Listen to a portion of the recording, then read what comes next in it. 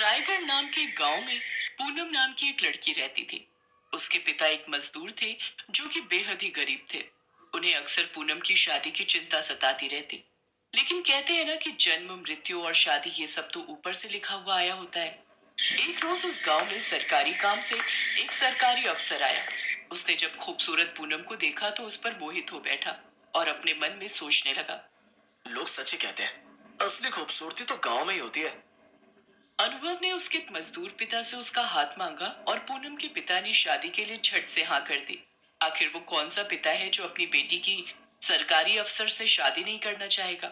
फिर दोनों की शादी हो गई और अनुभव उसे लेकर शहर अपने घर आ गया। पहले तो उसके घर वालों ने उनका विरोध किया, लेकिन फिर बेटे की मर्जी के आगे उन्हें झुकना पड़ा। सही है, गरीब देवरानी आई है, अब इससे घर का सारा काम करवाया जा सकता है। गरीब घर की लड़की पूनम शादी कर अमीर ससुराल आ तो गई, लेकिन उसमें और उसकी अमीर जेठानी में काफी अंतर किया जाता था। दरअसल बड़ी बहू अंकिता की शादी में सरला देवी को खूब दान दहेज मिला था, लेकिन पूनम एक जोड़ी में ही ससुराल आई थी, जिस वजह से सरला अक्सर उसे ताने देती थी। ऐसे ही एक रोज त्योहार के वक्त अंकिता के घर से खूब सामान आया, जबकि पूनम के घर से कुछ नहीं आया। ना जाने किन कंगलों के घर ब्याह कराया मेरा बेटा। तीज त्योहार पर भी कुछ नहीं भेजता इसका बाप। माँ जी, बाबूजी की तबीयत इन दिनों कुछ ठीक नहीं है, इसलिए वो इतनी दूर नहीं आ पाए।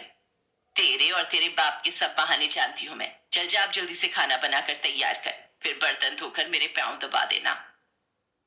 जी माँ जी। काम चाहे छोटा हो या बड़ा, हर काम बेचारी पूनम को ही करना पड़ता था, जबकि अंकिता किसी काम को हाथ नहीं लगाती। फिर एक रोज पूनम अपनी जेठानी से, दीदी, मुझे अपने पिताजी को एक फोन करना है, क्या मैं आपके फोन का इस्तेमाल कर सकती हूँ?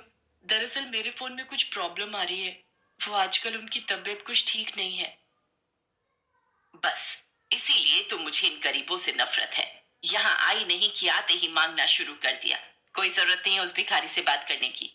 जा, अब काम कर। बेचारी पूनम रोते हुए काम पर लग जाती है, लेकिन उसका ध्यान अपने पिता की ओर ही था। फिर एक रोज उसके गांव से फोन आता है कि उसके पिता की मौत हो गई। बेचारी पूनम बचपन से माँ के बिना रही, तब से उसके पिता ने ही उसका पालन पोषण किया। दरअसल पूनम की माँ का देहांत जल्द ही हो गया था, जिस कारण पूनम अक्सर माँ के प्यार के लिए तरसती रही।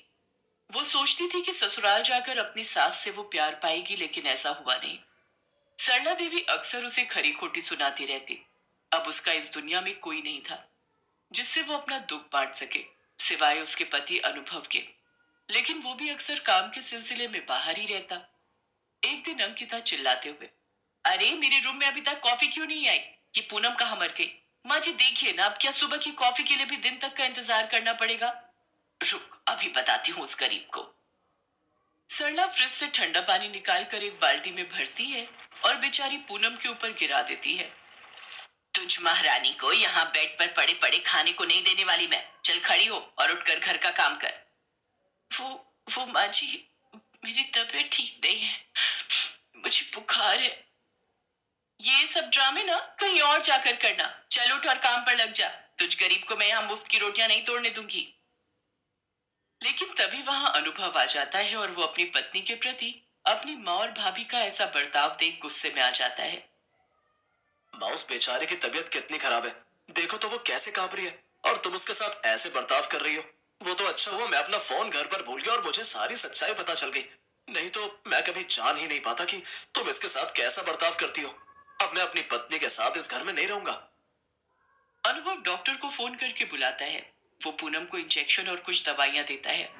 2 दिन बाद अनुभव पूनम को लेकर सरकारी क्वार्टर में रहने चला जाता है। अंकिता बहू तो बड़े घर की लड़की थी, इसलिए वो तो कोई काम करती नहीं, जिसकी वजह से अब सरला को ही सारा काम करना पड़ता। अब उसे अपनी गरीब बहू की अहमियत समझ आने लगी। एक रोज सरला की तबीयत कुछ ठीक नहीं थी, लेकिन फिर भी वो घर के काम करती रही और सोचने लगी, मेरी छोटी बहू जब से इस घर में आई थी, तब से उसने मुझे एक काम नहीं करने दिया। सब कुछ कितने अच्छे से संभाल लिया। और एक अंकिता बहू है जिसे मेरी पड़ी ही नहीं। काम करने के बाद सरला अपने कमरे में बिस्तर पर जाकर लेट गई, जहां उसका बदन बुखार के मारे बुरी तरह तप रहा था। ओफो, पहले एक काम वाली घर से चली गई, तो अब ये दूसरी काम वाली यहाँ बिस्तर पर बीमार पड़ गई। बहुत जोरों की भूख लगी है। एक काम करती हूँ, आज बाहर से ही अपने लिए पिज्जा ऑर्डर कर लेती हूँ। अंकिता अपने कमरे में बैठकर आराम से टीवी देखते हुए पिज्जा खा रही होती है, जबकि सरला अपने कमरे में बिस्तर पर पड़ी हुई होती है। तभी पूनम और अनुभव वहां आ जाते हैं। माँ जी, आपको तो कितनी तेज बुखार है। सुनिए जी, जल्दी से डॉक्टर को बुलाइए। हाँ, मैं अभी फोन करता हूँ। पूनम तब तक सरला के सर पर पानी की पट्टियां रखती है। कुछ देर बाद डॉक्टर आकर उसे दवाई देता है। फिर पूनम उस दिन वहीं रुककर अपनी सास के लिए खाने में खिचड़ी बनाती है और साथ ही उसके हाथ पांव दबाती और समय समय पर दवाई देती।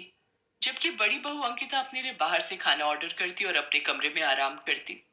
सरला को अब अपनी गलती का एहसास हो गया।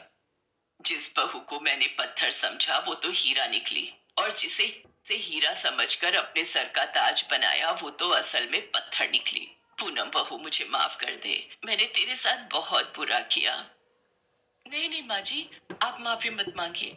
अब आप यहाँ नहीं रहेंगी, आप हमारे साथ चलिए। पूनम और अनुभव सरला को अपने साथ अपने घर ले जाते हैं, जहाँ पूनम उसकी खूब सेवा करती है।